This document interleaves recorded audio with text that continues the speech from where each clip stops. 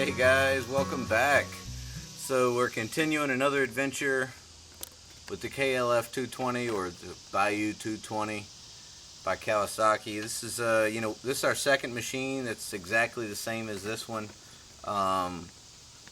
They're pretty tough. They are. I've put the other one through a lot, and this one has been through a lot. I don't know what it's been through, but I can tell it's been a lot. So I got it jacked up here. The brakes aren't working on the front, so I'm just going to go ahead and pull these front pads, or these front drums off, and check everything out and kind of look at everything. I found I did have some play in the tie rod ends. It's not severe. I'm going to take the whole brake cable assembly off that goes all the way down into here, and it goes through a splitter box that's mounted back here. So let's get started with that. So I'm going to pop these tires off, but a good time to check everything would be now while you have it jacked up. We can check to see if our bearings are any good, and they're not. So we're going to need to put new bearings in the front end, because that's severe. It should not move at all. If any, it should just click a little bit. So that's going to need to be fixed. So let's get to pulling it down. So an 11/16 on the lug nut.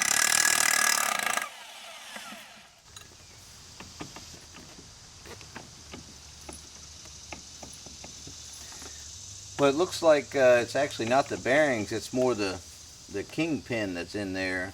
Let's pop this cap off, we'll check the bearings out too. So let's see here. Let me go grab a, I got a screwdriver here.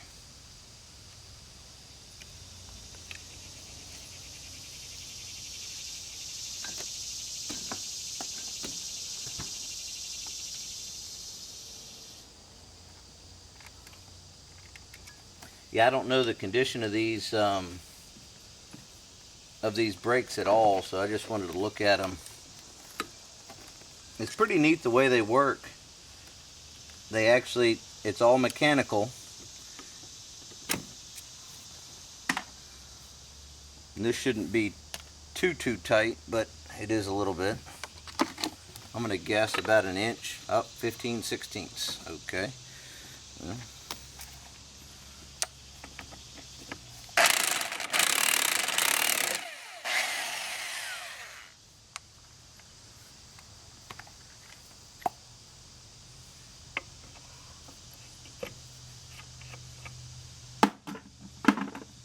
Or metric something. So let's see what we got here. Looks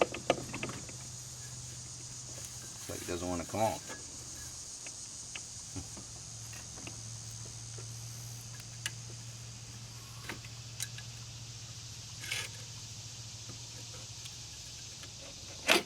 There we go. Alright, well, they're full of gunk and mud, so that's not good. We're going to clean them up. They come off really easy, so you can kind of see how they work. When the lever gets pulled, this little bar rotates and spreads them out. They come off really easy. They just fold right over, all in one kind of compact unit. You know, the brakes really don't look bad. They probably don't need them. They probably just need to be cleaned up and adjusted a little bit. But you can see that little bar that rotates there. That's actually what does your stopping for you. So like I said, I'm going to take this cable out and clean everything up, but these bearings are still good. They're sealed bearings. They don't have much play in them. That's a little sleeve that stays in there. All right, well, let's start taking the cables out. All right, now we're gonna pull this cable set off. I pulled the other side of the brakes off, and everything looks fine. It's got a little play in the spindle there too, a little bit, or whatever, kingpin kind of thing. The bushing's probably worn out. I guess it's good enough for now. We found the tie rod ends were a little loose. It's actually just this nut right here that's backed out, so I'm going to tighten that back down, and that'll take a lot of the play out of the steering. So let's go ahead and back this wing nut off.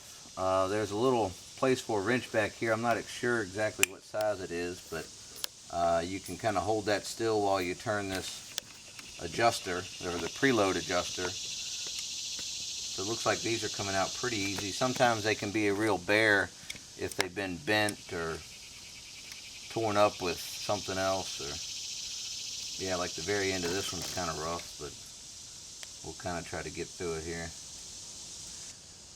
I ended up having to cut off the end of this little stud right here that went through these pins that actually, you know, activate the brakes. So and I only had to cut off 1/4 of an inch, maybe. Just the very end of it was just all boogered up. So, but I got it off, got it out. So you just pop this little rubber boot back, just pull that back, and then you can pull the cable forward, and it pops right out of the holder right there. So inside of here, there are two 10mm bolts that hold on the splitter box. There's a little splitter in there. So we're going to take these out.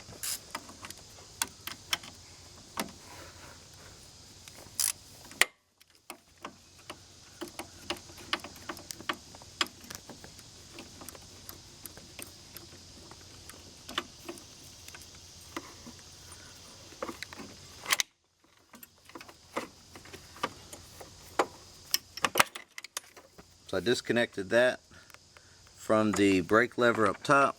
Unhook all this. Alright.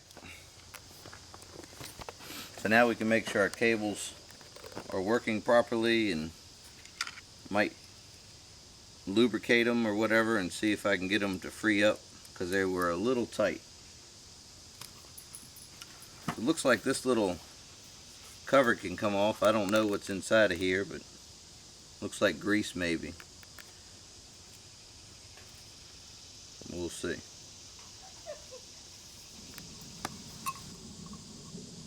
Alright, what I got here is some 5/16 head bolts that hold this little cover plate on. Not super sure what's in here, but it looks like it might be a little fun. So let's get this off of here. Alright, well, it looks like a little splitter kind of thing going on there with the gasket. A lot of grease packed in there.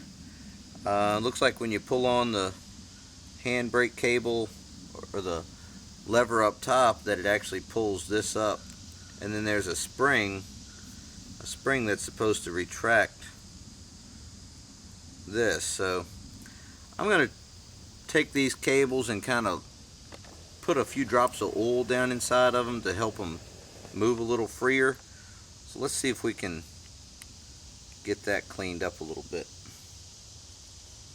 I don't think something is letting it, because from what I can tell, it should just push itself right on back, and that's kind of one of the problems I'm having, is it's not, these are hard to move.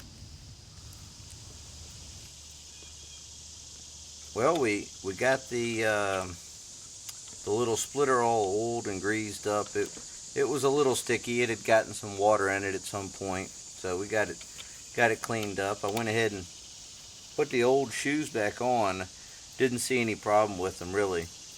Now I'm getting this box back on. You know, it just goes back the same as it came off. Pop those little 10mm head bolts back in, and tighten them on down.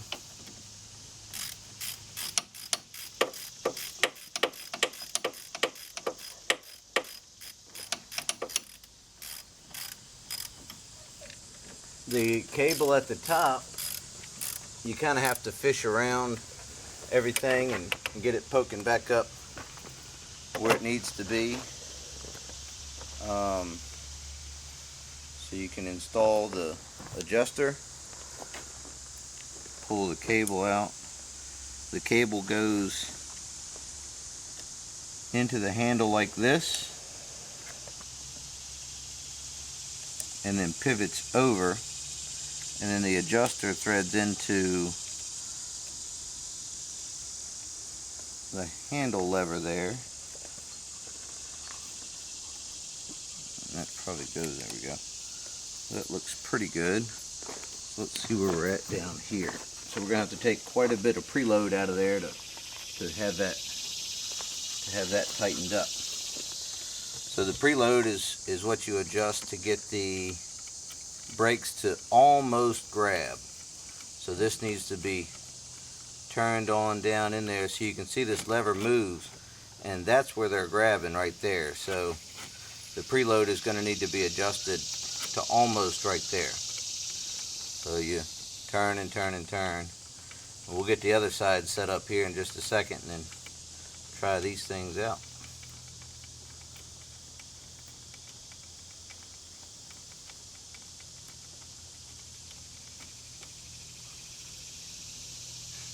Alright, that's too much, so just back it off a little bit.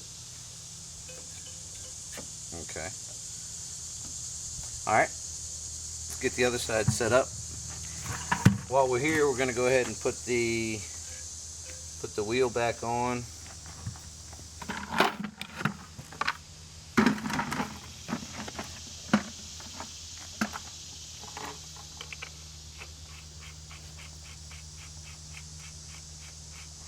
These don't need to be tightened down like they had them.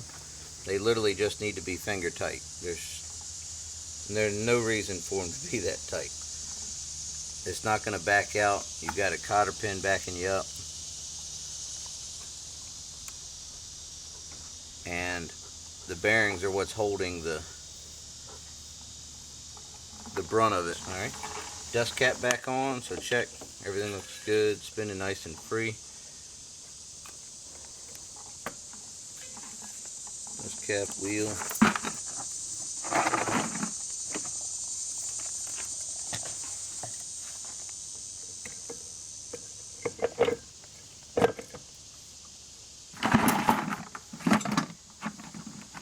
I work outside a lot, you know, here at the tractor shed.